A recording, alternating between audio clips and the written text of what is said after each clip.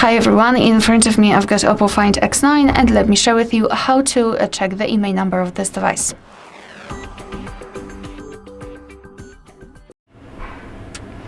So let's begin with the fastest way. Let's open the dialer, tap on the keypad and enter the code, which is *# 06#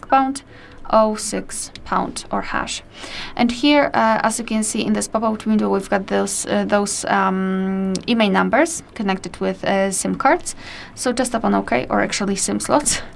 And now the second way, through the settings. So let's open the settings. Here we have to scroll all the way down to find About Device.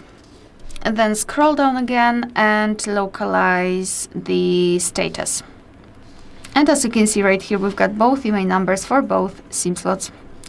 Alright, so that will be all. Thank you so much for watching. Please hit the subscribe button and leave the thumbs up.